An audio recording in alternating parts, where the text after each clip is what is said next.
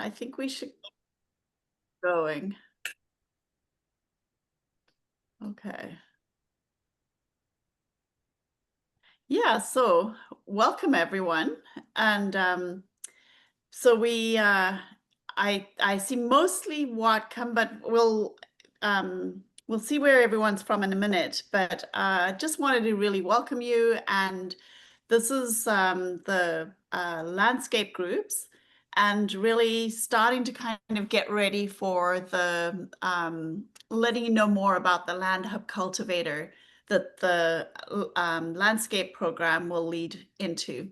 And that's by invitation, but we'll share more on that right now in a little bit. But in the meantime, we would love to, actually, if we want to change the slide there,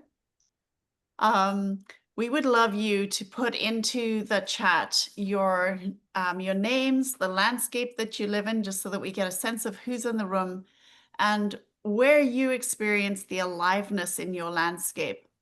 And I'm going to start off, and we're going to introduce our team to you. There's some of you who, most of you I recognize, but there's some of you who may have seen what we're up to. And so we're going to kind of give you a brief context setting of where we came from, just because we didn't want to assume that everyone knew some of this, all of this. Many of you have heard a lot of this before, but I think it's always good to hear that context. And we'd love to introduce the team to us. So maybe we could take the slide off, and I'll start, and then yeah. So I am based in the Wasanich and Lekwungen speaking territory on the tip of Vancouver Island in Victoria, and I'm right in the middle of the Salish Sea.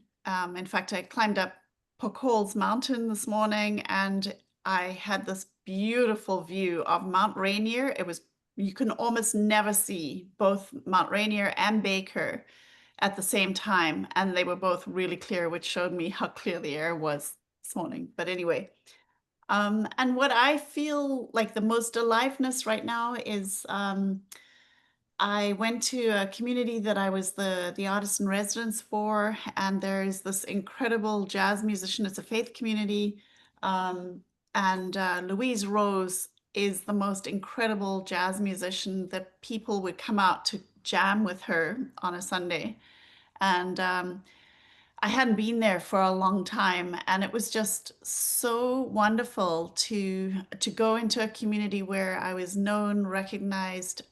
People had seen my children when they were young, and to feel like I was part of a community that was warm and welcoming, but also that were deeply caring for each other. Everyone had grown so much older since I last saw them, and just to see that those connections was really beautiful. But the reason why I brought up Louise is just the music that she brought to that space is, she can really belt out some incredible tunes, and she's played with the best of them, but in the jazz world. And it just, music really brings things alive. So I'm going to pass it to my, to who is going to go next? Brandon. Yeah, I'll just jump in really briefly to say, yeah, I'm on Vashon Island, also in the Salish Sea. And I think what's really alive right now is just the changing of the seasons. And so it is certainly changing from dry summer back to, as Brian was mentioning, cool, crisp air. But oh man, the weather today was beautiful. So sunny, warm. And I think what's really beautiful is that there is an abundance of yeah, water restoration, salmon restoration, restoration. Schools are starting to go back into session. And so just lots of music, food, culture, art, I think happening as people start to retreat back indoors. And so, yeah, just it's feeling very positive and feels good to be here. And I'll pass it over to Taya. Awesome. And just while I'm introducing myself, it'd be great if people can keep popping into the chat what's alive in their landscape that they're connecting with now. Obviously, there's so many things that are alive in our landscapes. My name is Taya. I am on the RC team. I've been working with Claire and Brandon since we all met together in the Edge Prize about 3 years ago. And the landscape that I live in is in Bundjalung Nation, northern New South Wales in Australia on the east coast. And where the aliveness is for me right now, my family and I have just bought property here. And so the aliveness is in the synergy and the camaraderie and just the relationship building between us as co-stewards and the native flora and fauna. It's just absolutely delightful to be settling in and feeling home and feeling that connection with every other being that we're sharing the space with. And so, what do we have here? We have peace loving Portland and Salmon Nation watching salmon making their way upstream to spawn. Hardy kiwi fruit, that's amazing. Wonderful variety of apples. We've got pumpkins fruit. We've got the season of the harvest coming along. Learning, teaching, and demonstrating permaculture, regenerative landscapes. So many things that are alive in our landscapes as we come here together to talk about landscape regeneration. So, Claire, I'll pull the slides back up and hand over to you to share a bit of context setting around why we love bioregionalism so much. Yeah. No, thank you everyone, and thanks dear. Yeah, thanks for Oh, sharing. hang And on. I think what really stands out to me from seeing what was coming up and in what you were sharing is just it's hard to separate things out. The changing of the seasons, there's a temporality of that, of seasons that have a pattern that uh, and so looking at the land operates and works as a whole system and not something that is broken down in arbitrary ways that that yeah, that can be that are divided by national borders or and when fires are raging, they don't stick to national boundaries or jurisdictional boundaries. They happen over a whole landscape. And so we understand that the reason for a bioregion is choosing to look at living systems as whole systems. Um, and so Cascadia is the scale at which we're looking at, and Cascadia is connected to, the other bioregions that then make up a continent, and until we get to the planetary scale. Um, but it's a different way of being able to see things, and we have been conditioned often to see things in silos, whether it's departments at a university or the ways that government work from one department to the next, and how we communicate with each other. So part of being in a bioregion is really starting to decolonize how we have been conditioned to see things. The Salish Sea is a really great example of uh, just a really incoherent border that makes no sense when you start to pay attention to how it's actually working together. And so it's a wonderful way to be able to say what's happening in your bioregion to see how much things are connected. Next slide, please. So Regenerate Cascadia, we're just celebrating that it was 2 years ago. Right now, it was during the month of October that we did an activation tour where uh, um, it was in October in 2023. And we um, we realized that people were working um, in all sorts of areas of regeneration, but often didn't know about each other and weren't connected, and those conversations weren't coming together in a way that made people feel a sense of that they could actually do something more, that there was a sense of sovereignty that could happen if we started to coordinate. And so there was, it was how do we connect things at a whole system scale and help people coordinate and connect with each other, and that that life happens in patterns of in relationship, and that actually, just by connecting the dots, people naturally form relationships in those networks. And so that was what Regenerate Cascadia came into being about. So yeah, and so we did this tour that where we went to 14 different communities around Cascadia, and asked the question, what would it take to regenerate an entire bioregion?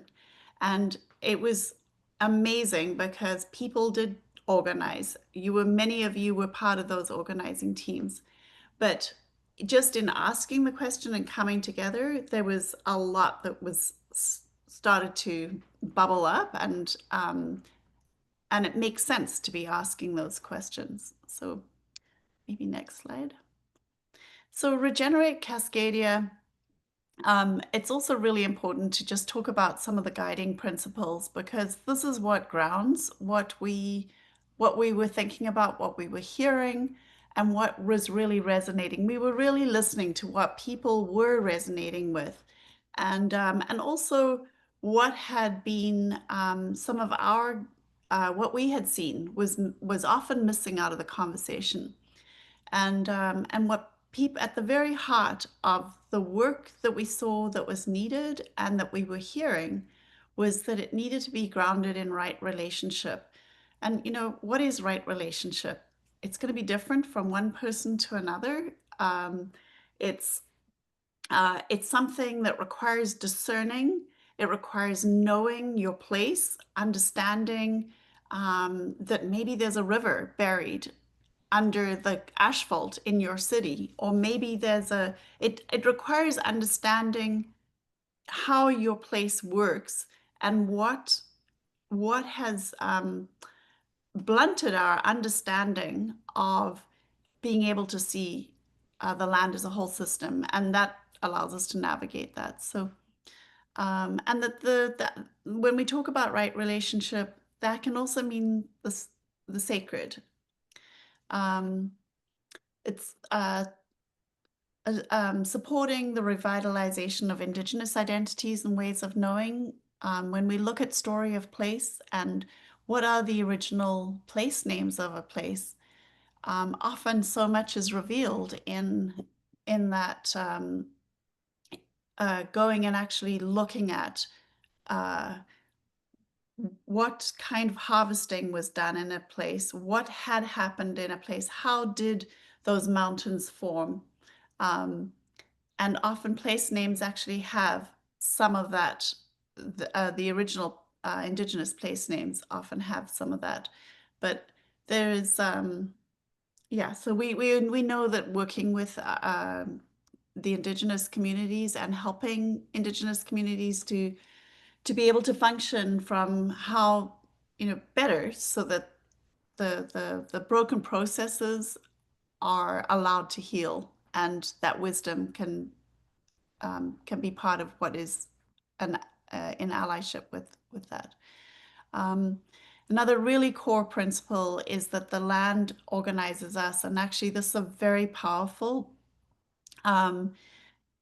shift in terms of our existing way of what organizes us. Right now, it's our governments, it's it's the policy, it's the stuff that is actually breaking down.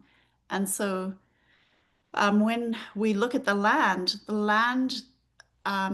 that is where we get real feedback. If we destroy something, or that is where the feedback will come. Or if we know how to nurture and help to regenerate, we will also get that feedback. So everybody in a landscape can actually see and test that what the feedbacks that are coming from a local place are though those are real feedbacks. And so giving authority to the land and actually starting to integrate, how do we look at the land so that we can take the coherence that comes from the land and bring it into how we're organizing ourselves is a very powerful principle. So, yeah, so we work with people first and then organizations. We can have relationships with people, and through the people that are working in those organizations, that makes a lot of sense because when we're building trust, we build trust with people. Another really important principle, we only go where we're invited in. And so it's not, yeah, that is the whole process for the as landscape groups. You applied, but that is also an invitation that we aren't going where we're not invited. There needs to be a relationship that is a respectful and co-creating relationship. Yeah, and so the people the people that we work with are the people actually doing the work rather than the people talking about the work. It's really critical that we focus on that. Just because somebody who is disconnected from the work can actually bring a lot of incoherence in, and we've seen that over and over again. So it's like reconnecting back to those bottom-up ways of looking. The work is long-term, intergenerational, and has to move at the speed of trust. These are all really critical. The focus of all of the work is on bioregional regeneration. And we realize that we've actually got really broken systems of how we make decisions and how value is shared in the landscape. And so this is a very intentional use of pro-social that focuses on cooperation, coordination, and collaboration. How do we do that well so that we hold trust, so we hold the respect and the kind of culture that that makes it possible to do this work across a landscape? If we don't know how to cooperate and coordinate, we're never going to be able to regenerate an entire landscape. It can't just happen in fits and starts. It has to happen over a period of time too. And it takes a whole systems approach. Yeah, so we really wanted to just share something that really I found personally really helpful, but others have as well, that shifted my thinking was Common Land is an organization that supports landscape regeneration at a large scale. And but the thing that was interesting was listening to how they started seeing what needed to happen, which was that if you're going to do large scale regeneration, it needed to be treated like an infrastructure project, which minimum, if you're doing a light rapid transit system or any major project, you wouldn't even be thinking under 20 years. And so that's the kind of time scale that they were thinking. They also knew that in order to do that, you needed to have a core team that could hold the whole project from the beginning all the way through to the end. No questions asked that you would need that. And that there was quite a bit of investment of supporting portfolios of projects to be able to start sustaining and holding the work that needed to happen. What they found with the regenerative work was that it took till about the 10-year mark before you started to actually get a bit of the economy started to local businesses and you started to get flow of value that was starting to happen and more investment happening in the landscape. That's 10 years of funding a core team and investing in the regenerative work that was happening. Only at about that 10-year mark at the same time was when government support started to kick in. That was such a great framing to sort of start to see that if we're going to do this major systems change, and that's the sort of time scale and the kind of like expectation of how things happen. So it just was really helpful to sort of see that we also cannot do it with just sometimes throwing bits and pieces of money that isn't coordinated. Like this is a major coordination, and that's what we're talking about for the work that Regenerate Cascadia is trying to bring together. And I think that is the last slide. And Thank you so much, Claire, for that context, and particularly here as we're talking about what is the infrastructure that's needed. We want to, this is where the birth of the Regenerate Cascadia programs over the next 2 years has really come from, that sense of time and investment over at least a 20-year span to make sure that we're resourced well.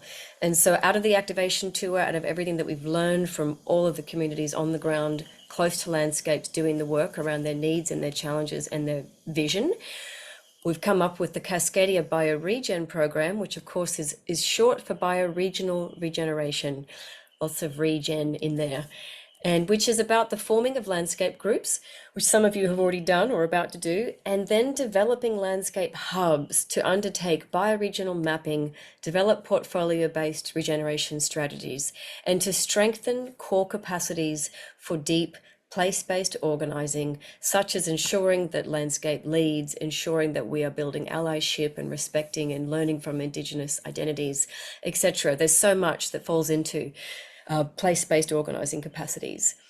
And then the parallel program, of course, is the bioregional finance angle, the Cascadia BioFi.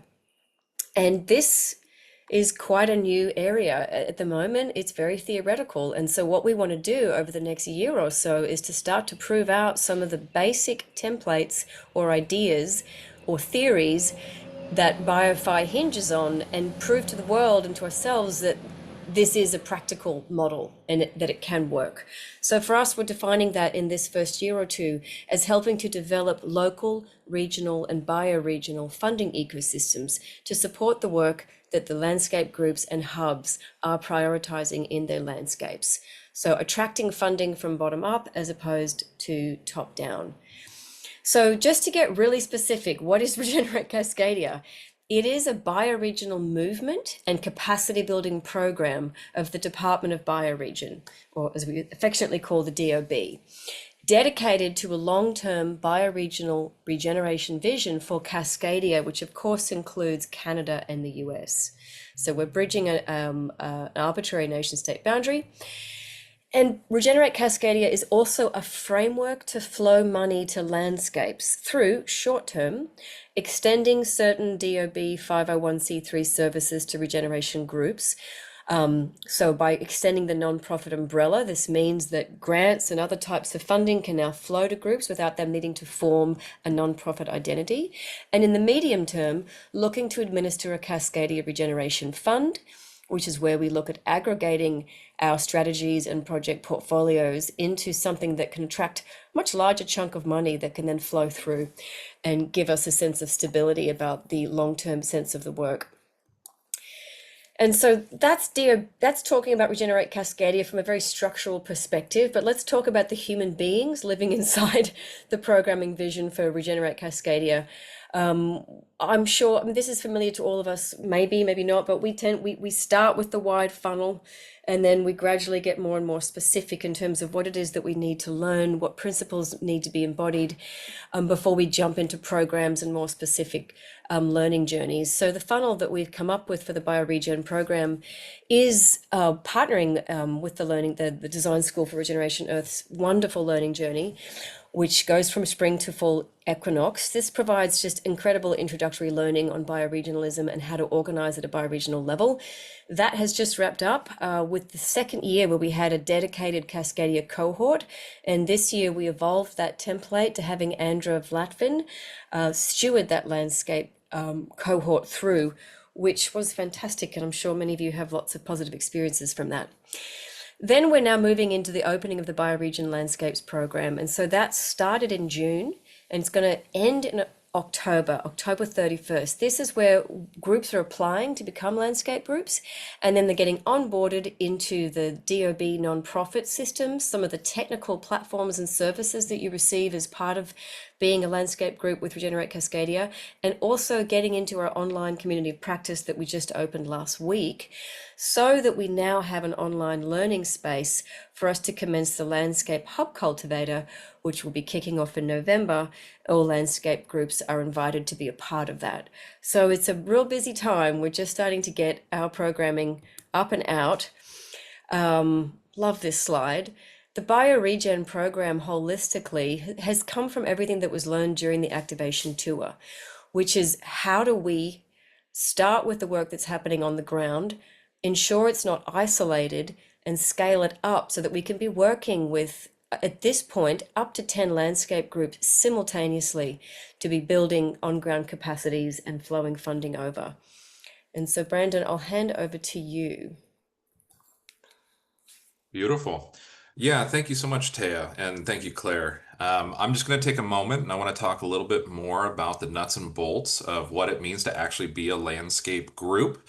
I think one of the most exciting things is we have several landscape group stewards on this call, which is a wonderful first starting opportunity. But for those who aren't familiar, a Regenerate Cascadia landscape group at its most simple is just 2 to 3 landscape stewards who step forward from their landscape to work with Regenerate Cascadia. And what's very powerful about, and one of the important reasons why we're kind of operating in this way, is this is a way that we are helping create a membrane that helps us identify who we're actually working with in a landscape. And who is actually stepping forward and can actually represent Regenerate Cascadia in that landscape and hold the envelope of trusted relationships. Together, a landscape group or a stewardship team helps coordinate within that place to build community, build their own capacity, and then really with the focus of starting to weave people together and get people together at the table to develop regeneration strategies, budgets, and then start to visualize the work of regeneration. So they also kind of help serve as a key way that helps bridge learning of what's happening in a landscape with other landscape groups, and then we're creating a community of practice where that learning can really cross watersheds as well. Yeah, next slide. The nuts and bolts of a landscape group really means that we are inviting people, stewards and landscape groups, to step on as part of our 501c3 nonprofit umbrella. So we're actually inviting, it's not a fiscal sponsored project, it's not a this or that, it's not a partner, an external partnership. We are actually inviting people to join us as part of Regenerate Cascadia. And so that they can actually represent this movement, so they can represent their landscape, and really working of this idea of power with rather than power over. So if you're interested in forming a landscape group, we ask that every landscape have 2 to 3 landscape stewards that can help hold those processes and be a connection point between your landscape and Regenerate Cascadia. That includes things like helping have an email address, helping us get a web page up on our website using information from your application, help keeping us up to date with events or recent report backs. And we are here to help support you. We don't want this to be like a burden or something in addition already to the work. But what we do want is to start to visualize what is actually happening in the landscape and give us a base where we can all start working together to actually support it. So when you step on as a landscape group, it means you're actually joining as part of Regenerate Cascadia. It means that right immediately in the United States, you're allowed to take tax-deductible donations and grants. You get space on the RC website. You will get space as much as you want to use it on the Mighty Network. You get insurance. There are things like Zoom and Drive and other things. And then any other services, we're always happy to work with you around. And then most importantly, these will be the people that who have stepped forward that we will then be working as part of our Landscape Hub Cultivator, which will be starting in November.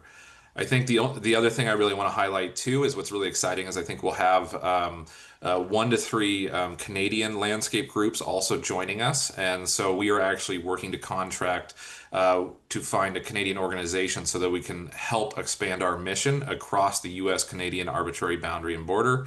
And then really start to focus on how are we creating these bioregional frameworks that can help flow resources to people doing work no matter where they are in the Salish Sea or Cascadia bioregion. Yeah, next slide. As part of that, I think what's really exciting is and we want to take a moment and just celebrate that we have 4 landscape groups who have stepped on so far. We have Whatcom, Whidbey, the Gorge, South Willamette Valley. We have probably another 3 to 6 groups at this point who have expressed interest and are seriously likely to step on. And then what's really exciting is that working with these groups is these are the people that will help us create our community of practice. And another moment of celebration, I just want to really thank everybody who's stayed with us for this process. Is not only has Regenerate Cascadia turned 2 years old, but really, that was 80 to 100 of us helping organize that activation tour, and many of those people who helped organize different stops along the tour are now the landscape group stepping in. And so we are excited now to invite people in and then really start to step in and how we're supporting. Next slide. Yeah, so if you're interested, we've set the application. We have our current application deadline is the end of October. The most important, and the earlier that it gets in, the better, but no stress. And also, if you are interested, please just let us know so that we can be working with you. This isn't about having a hard artificial deadline. It is about trying to recognize our own capacity to onboard groups and then wanting to get people in so that we can get them onboarded in time so that everybody's part of the Mighty Network and other things for the start of the Landscape Hub Cultivator. And so that we know and other groups can know who we'll be working with in the next upcoming year. If you're interested, the process is really simple. You can go to our website, regeneratecascadia.org, and click down to landscapes. You'll see introduction. There's information about the Landscape Hub Cultivator, and then there's also an online application. And pretty much that application is pretty straightforward. The questions there are used, like, don't like panic or be like, oh no, how am I supposed to answer this? The goal of the questions of the application is to get people starting to think about how do we think holistically as a landscape. So it's questions like, what does a vision look like? Who are the groups that you might want to work with? Who are you already working with? And that's supposed to just kind of give you a guide, in terms of these next steps, where we want to actually invite people to start doing bioregional mapping through a supported process. And starting to further and deepen those relationships and connections. So all to say that we will be starting a lot of this together. We're all starting at a beginning spot, and we want to spend a year answering these questions, growing our capacity, and then starting to see people really supported. Once you do the applications, a big part of it is just signing our community agreements. This really lays out the North Star, the shared values and principles, and then also what it means to join our program. And once you sign that, we then will work with you. We use your application and we'll create a page on the website, get a donation button up, and then we can invite you to an onboarding call where we'll get your email set up, your Zoom line, and those other services, and then also invite you into the Mighty Network. And I think the other thing that I just want to mention is that originally we had several different tiers of we had seed groups and landscape groups, and we just kind of thought that was just too complicated and it was just kind of overkill for where we're at right now. So we have simplified everything, and so we've merged seed groups and landscape groups into just landscape groups, and we've kept all the benefits. And so all the benefits, which basically the benefit of a landscape group is that it's when you start fundraising or getting donations, the first $12,000 is totally 100% of it goes to your landscape group, really geared towards just trying to get people started in fundraising. And then past that, especially when you want to when people start thinking about wanting to hire contractors or get grants or other things, then RC does a 10% administrative fee on the back end, which helps support Taya's time, my time, Andra's time, other people's time, and is how we're able to function and support to offer the services that we do. Yeah, so next slide. So I, And yeah, go ahead, Taya. well, I might stop the share so we can see faces in terms of questions specific to the landscape group application process. And just to be clear that we're having questions, but then Taya does have a whole nother section about the Landscape Hub Cultivator. So we want to take a momentary pause to take any questions that people might have about the landscape group. And then Taya will continue with a little bit more information about the LHC as well.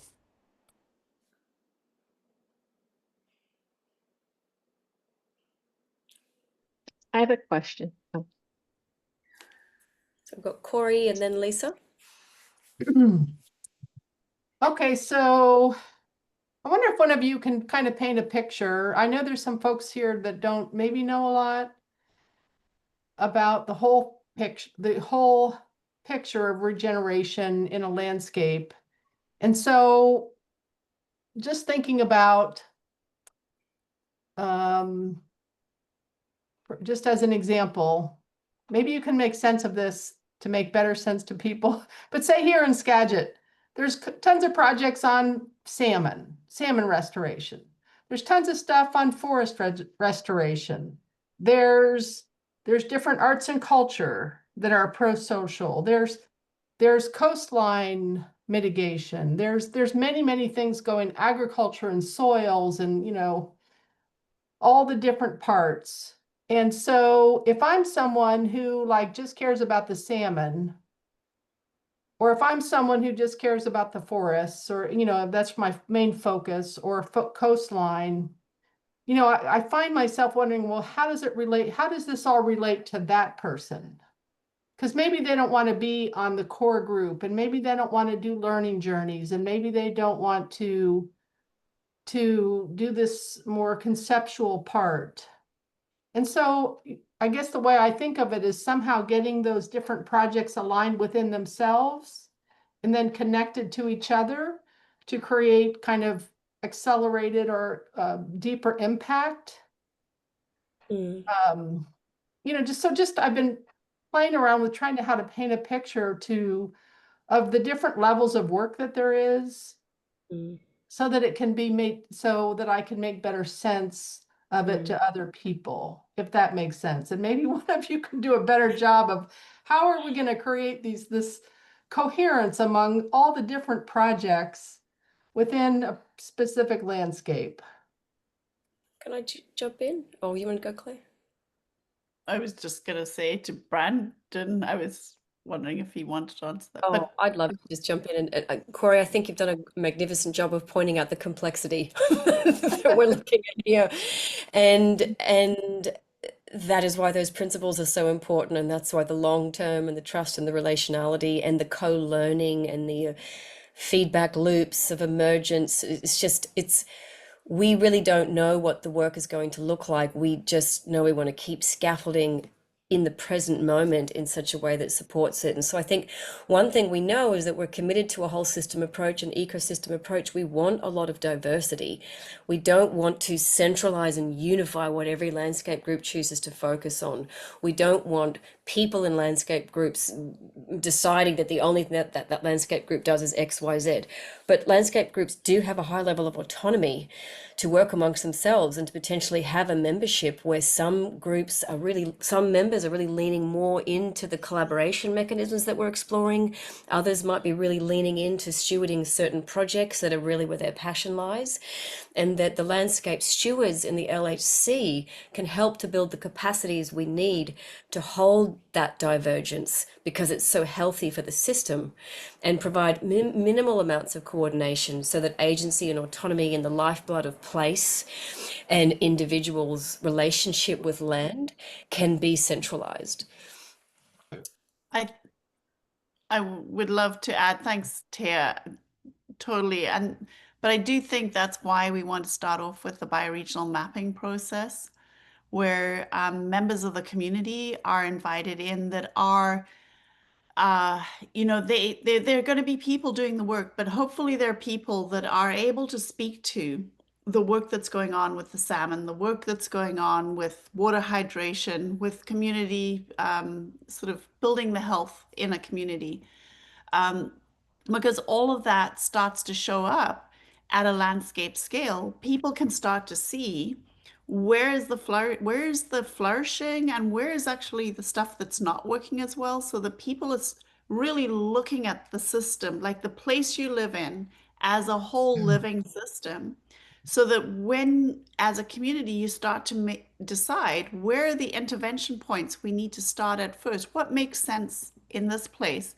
Sometimes there's multiple places, but maybe there's strategic priorities that will actually make a difference to how people start to see that they can actually get behind and see those things as priorities. So there's a way of actually starting to come together through both seeing the land together, but it is the critical thing is that it's place-based. It's what everyone in that place is actually dealing with that reality.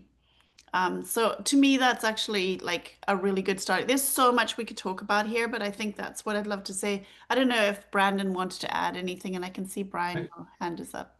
Well, and I think Lisa actually had a question as well. Mhm. I might just also say that very primarily, Regenerate Cascadia is interested in breaking down existing silos and really helping people come together and think on the scale of watersheds, and then also to see people supported to do that. And so the LHC, one of our primary goals, and I think that's why it's a little bit problematic to have questions before we present about the LHC. But the purpose of the LHC is to bring people together over the next year and come together to start with the bioregional mapping and then to really work together as a community representing a coalition of different stakeholders to start to think about regeneration strategies and budget. And it's both a budget of what does the team need, and then also what does the landscape need? Like, what would true regeneration in that place look like? What would a vision for regeneration in that place look like? And then how can we start to flow funding and support into those communities that see people supported? And that's where we want to pair that with a BioFi sandbox where we can actually start to because we need to learn how we're making decisions together. We need to learn how we're actually doing this. And so how are we actually starting to flow money into the community that sees people supported, even if it's not going to be that much, or what can be groundbreaking with what comes. So with that though, I'm sensitive. I want to be a little sensitive to our time. Yeah. And so Lisa, I know you also had a question though. You know, Well, I think that Corey asked the questions, and I think between the three of you that you answered, them. I was really curious about like about the governance and management of the groups, you know. I'm really very, very impressed with the careful consideration and the thoughtfulness that you've undertaken here. I mean, you've really, really thought this out, and I love the sort of the experimentation and the innovation that you're approaching this with. I think it's super, super exciting. But I was really curious because Brandon, you said these are not fiscal sponsorships. I was like, whoa, how do you do that? Because it gets kind of murky. It could get kind of murky and really muddled, but it sounds like that you're already prepared for the possibility or the inevitability that might happen. So that was a really big question. The other question was, do landscape groups have to already come to the table with ideas or projects in mind, or with a prescription of not a prescription, but with a sort of a vision of what they would like their watershed to be and look like, and also what the regenerative economy looks like for that watershed. Yeah, Lisa, thank you so much. I actually think I agree with Brandon. I actually think before we even going, I'd love to hear what Brian would like to ask, but I actually think a lot of the questions might be answered as we present for the Land Hub Cultivator. And also to say that we did only schedule an hour for this, but with Mm. the Mighty Network space, it's a really interactive space to kind of actually bring some of those questions. So just to say, you know, in the interest of time, let's keep going. Brian, maybe ask your question. We may not answer it right away. Maybe go to the presentation and then, yeah. Yeah, Yeah, sorry, I can't figure out how to get my video going, but I just wanted to add that, you know, this is all fluid, and I understand it's all we're all feeling our way forward. And sometimes it's like if you try and put your foot forward and say this is what we need to do, that's not what happens. Sometimes it's where is the energy flowing? And Mm. that's why it's broken down into, and I use the word water catchment, not watershed, because we are trying to catch water. So you look at the water catchment and you look at where people are active and you support the active people. And as you have active people, more people become active. And so it's not like trying to push the river, you're trying to flow with the river. Mm. And Mm. so that's why having people in the landscape that are attuned with the landscape, attuned with the bioregion, that have that sensitivity, that are relating to the people doing the stuff in the landscape, they can feel where the pressure points are. Mm. Yep. Mm. Beautifully put, Brian. Thank you. Yeah. We jump into So, the yes, I'm going to start by prefacing this is a high-level intro to the LHC. We will run another session that's in-house for landscape groups where we go into really the nuts and bolts. Also, what I'm about to present, almost all of it is on the website under Hub Cultivator, but there is more information under the Cultivator page, like what is our current working definition of a landscape hub. It's these things, knowing that's probably going to evolve a lot as we engage in co-learning and co-creation together. So I will zip through just to make sure we stay on point. Hang on a second. What's happened? Let's come out of that. Sorry, folks. I've only got one monitor, so when I'm jumping around, it can get a little hectic. Here we go. So the Landscape Hub Cultivator, really the core mission of the Landscape Hub Cultivator is to create the conditions for the emergence of Cascadia landscape hubs. So to be clear, landscape hubs is a longer term journey. Yeah. And so in this first year, we want to start to create the conditions for the emergence of that in terms of we want to test a couple of prototypes that we think are really critical to flowing funding and bioregional finance and local funding ecosystems. And we also want to co-learn together once we're in the space about truly what does this journey to becoming a landscape hub actually look like. And so why the LHC? Going back to this sort of this larger picture of timeline and investment level, form follows function in this instance. So what we really prefaced in the LHC is this need for the core team to hold in perpetuity so that that core team is well developed and has the skills to keep managing all the dynamic complexity, and as well as that building regenerative projects and regenerative project portfolios that can then form a bioregional regeneration strategy that a funder like Novo can start to see holistically, as well as being able to easily dive into the landscape level scale to see what's happening in different local contexts. So it's infrastructure that focuses on the bottom scaffolding, the teams and the projects being the first horizon, how we do that differently. But knowing that we think we can come in with the interface with the broader horizons of economy and government a lot sooner than 10 years. We think we can start to be bringing grants and funding in from the government really early within the next year, and that we can become role models and leaders of how we begin to birth regenerative economies that start from our localities and build from there into a whole bioregional framework.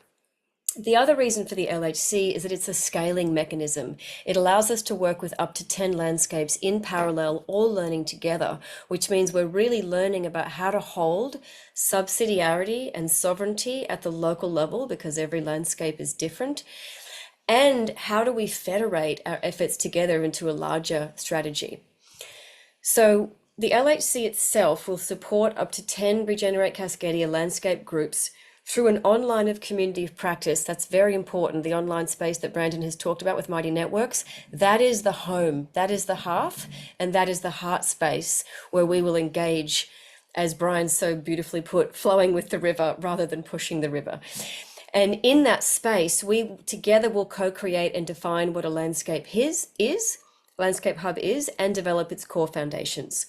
And so, as Claire so beautifully outlined in the beginning, in terms of the guiding principles, there's some big picture opportunities in the Landscape Hub Cultivator from a transformation perspective. One is to interrupt the existing systemic patterns, to create the cultural shift where right relationship to the land is respected as a guiding principle, respected by funders of different types, etc. That valuing and nurturing networks of relationships becomes super critical to the work. This is about building and holding trust for the longer term. That we are developing and practicing what we're calling new old forms of participatory governance, essential for nested scale bioregional organizing. And I want to go back to what Brandon said earlier. We've been realizing we're looking at coordination, cooperation, collaboration, and governance. Like there's sort of scales or levels, and we don't need to start with governance straight away, as long as we're committed to transparent open learning and we have a space where we can all hear each other's voices. But new old is referencing that what is often new to some of us who have been inculcated in colonized models is really old, ancient, and totally native to a human being, in terms of Indigenous knowledge and wisdom practices. And finally, developing the bioregional infrastructure required to attract and flow funding to where it is needed in Cascadia. We know this work needs to be funded, and it can't be funded in short-term cycles that leave us wondering what comes next. So what's the pathway in the LHC? Well, the foundations of the pathway of this program is communities stepping into sovereignty as stewards of their place. That is your mantle of authority, and everything is built around that. Secondly, from the beginning, inclusive stewardship, representation, and consent at as wide a level as you can possibly manage in these early stages. So the bioregional mapping workshops are a place where we ensure that land, river, Indigenous communities, other artists, that everyone has some level of representation and stewardship in terms of how they hold the landscape sacred. And that we are not getting in the way of self-organizing for landscape resilience. We are actually encouraging and promoting self-organization. We are not coming in as a top-down that's going to be organizing for you. Those are really important principles. And so the flow or the map or the stepping stones through the program will start with landscape stories and a showcase with funders, with other people that you think should know about your work. We want from the get-go to start to make the work visible very early in the process. And this is also fantastic because it means you get to create an initial narrative about what's called you together as your group, where your interests and passions lie now. And that can become a baseline. And as we continue to develop our capacities and we continue to develop the habit of story-based reporting and how we share our stories of impact, we'll be able to see how much growth the LHC is able to provide through its container. Then we'll move into bioregional mapping, which of course gives us layers of stewardship. This is so important because without identifying the layers of stewardship that the communities on the ground think are the most pivotal to the landscape's health and resilience, we end off track from the beginning because we're not measuring what it is that we know is a success story for the landscape. Oops, wrong key.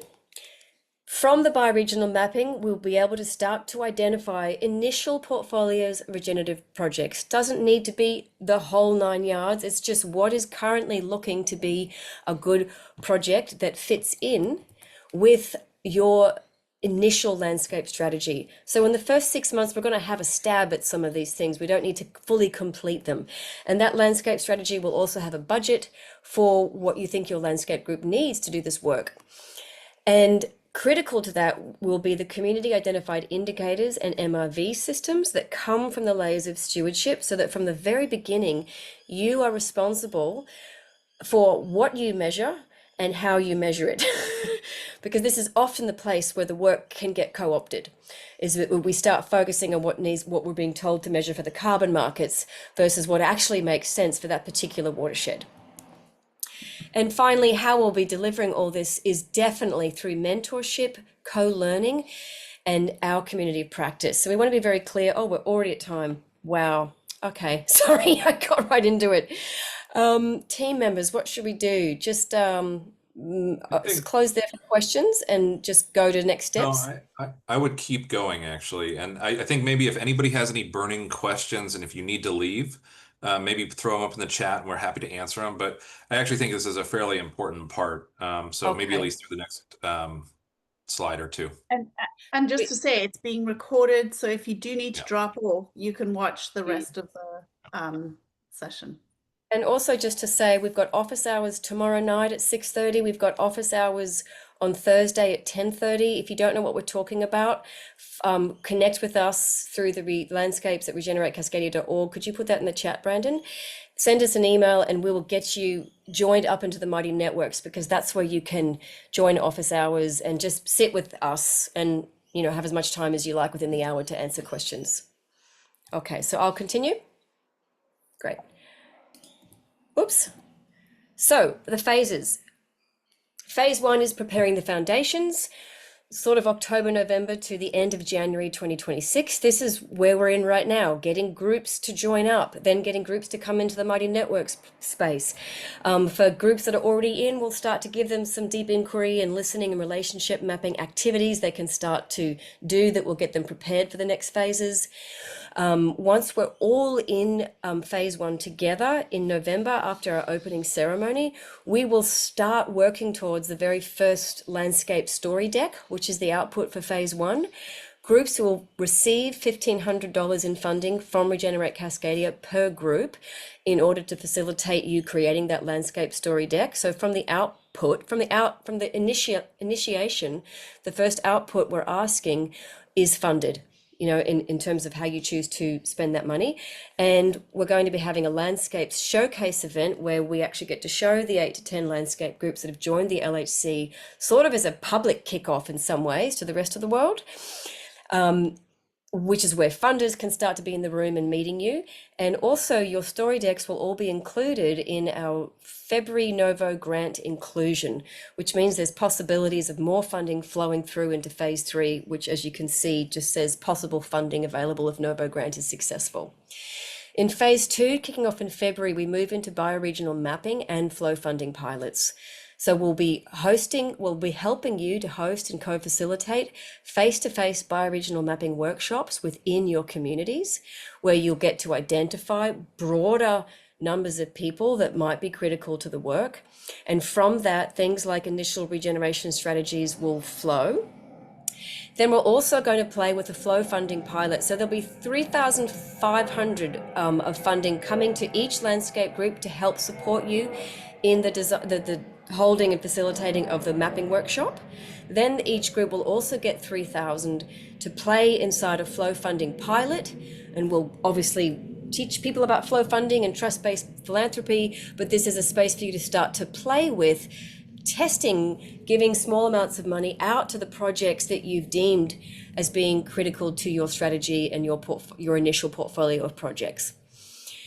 And then phase 3, shifting gears, this is the second 6 months of the program, so it's the most emergent. We have the least visibility on it, but we know that we'll be focusing on core team development because that's one of the assumptions we want to test, and also local funding ecosystems. So how do we start to develop initial funding ecosystems that help us grab some of the low-hanging fruit around donations and around grants? So we'll be building capacities for crowdfunding campaigns or donation campaigns, or building capacities for grant writing, but also contributing to the emerging Cascadia BioRegional Finance Facility that we are holding in mind in terms of developing an actual fund. So timeline, we'll go through this very quickly. September 29th, we opened the community of practice. This community of practice in Mighty Networks is open to all landscape group members.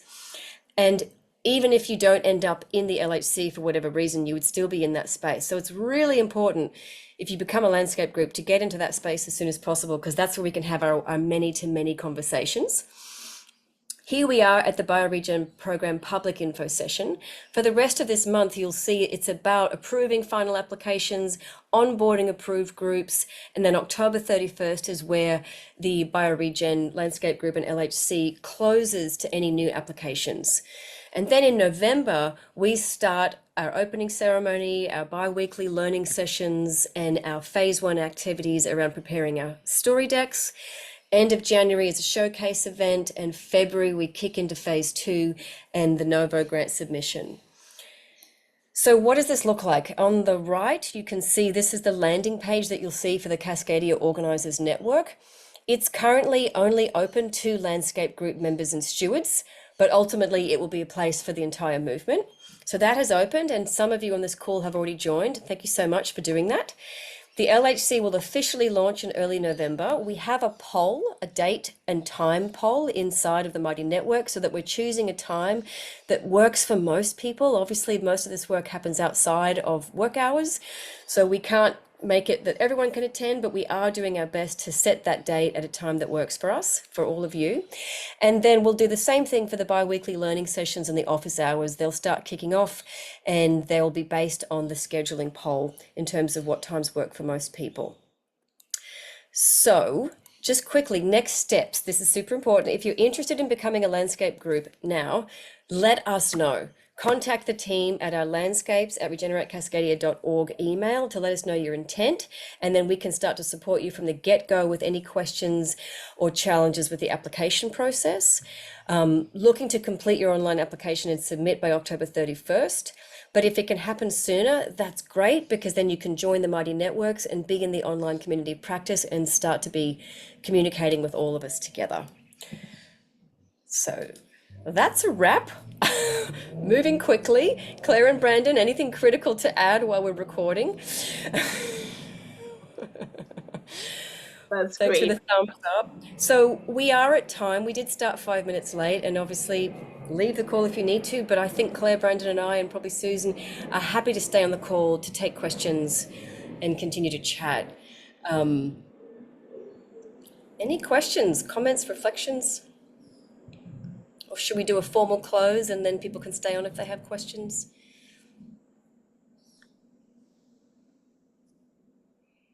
Wow, we must be being really clear. Denise, yes. Maybe it's just because it's 8 o'clock at night on a Monday. So David has a good question. Yeah, shall we wait until November to? No, the answer is no. So if you are an approved landscape group, if you've got access to the Mighty Networks, go, go, go, go. All of your initial activities. No, but No? but again, for inviting members mailing of the list. general public, Sorry. I think I would Zoom. just say probably to pause until November is probably a great idea. And then what we can do is make sure that all of your stewards are in there, that we're kind of prepped together, and that we have a good plan set up so that when you invite people, there's a clear pathway in. Sorry, I misread that. I thought you said your group members. Yeah. Yeah, I think our first goal is going to be to try to we need to get all the landscape stewards in, get all their groups set up, and then get our shared spaces together. And then, and then really with that focus of having a really good, healthy internal community of practice. And then it is your space, and you are welcome to open it up as is most helpful for all of you.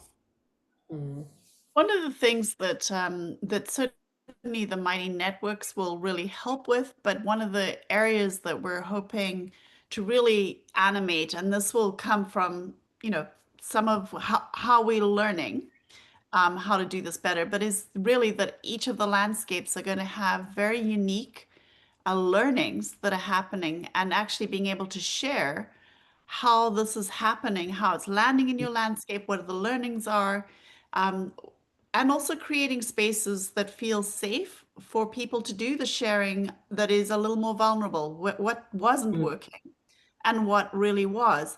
Because it's only when we're actually dealing and yeah, sort of owning, like really grappling with what are the things that are really hard and learning from each other, that we can basically help each other accelerate the learning. That is where we've seen the greatest acceleration, is when people, landscapes are sharing. And something I wanted to say earlier, but I was rushing, is yes, Lisa, to your question, there is a lot of thought in this, and we've all got a lot of experience, but we are not the experts. We are forging ahead into the unknown, and so the online community of practice is a place in our vision of success.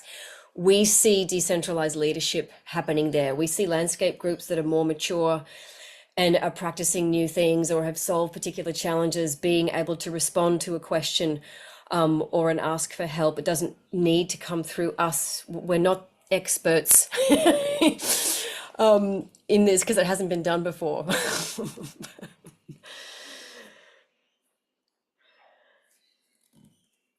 Cool. Well, maybe we're in a nice place to close.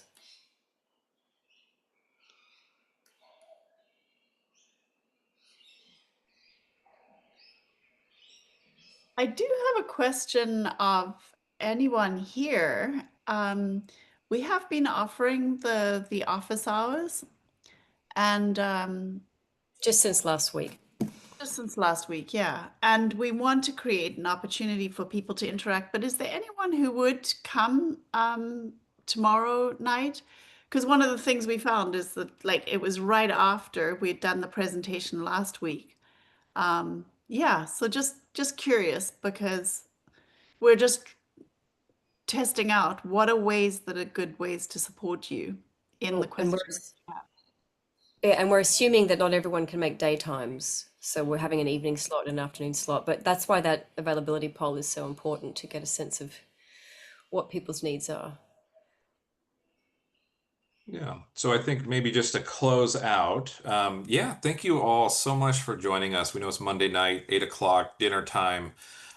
So it's really wonderful to see everybody, and we're really excited because there's like a whole slew of really cool, amazing people and groups that are leaning into this, many of whom are here tonight, which is awesome.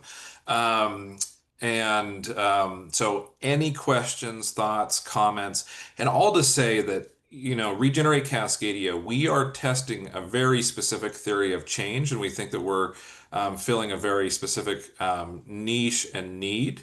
And that is not to say that it is the way forward. It is a way and something that we're testing and proofing and practicing. But we're excited to do it together, as one of a diversity of different approaches, really designed to help us move into more of a regenerative space. And so even if you don't want to come on as a landscape group, even if it's too much and you're a steward, or you just want to start a group, or you just want to, even if you just want to get connected or anything else, or there are so many different opportunities for partnerships, and we are aligned, and so we want to support all of that. And so we're just having to work with our capacity and identifying what comes first where. But please be aware that there's a whole range of different ways of what that can look like. And so we're excited to work with people who are excited about being landscape groups right now. And then in the future, there will be the idea of guilds. And then in the future, there will be external partnerships and raising awareness and all sorts of things. And so just deeply appreciated for everybody taking the time to join us. If you have any questions, you can reach out to landscapes@regeneratecascadia.org. You can also find our Telegram channel anytime. We're very responsive. Or you can email any of us directly, Taya, Brandon, Claire at regeneratecascadia.org. Also, we have Susan here from the Department of BioRegen, who helps serve as a nonprofit programming officer. And so we are here to just answer any questions and be of service in any way that we can. So thank you so much. And Claire, Taya, any other thoughts? But thank you. Thank you. We hope to see some of you applying soon. We really do.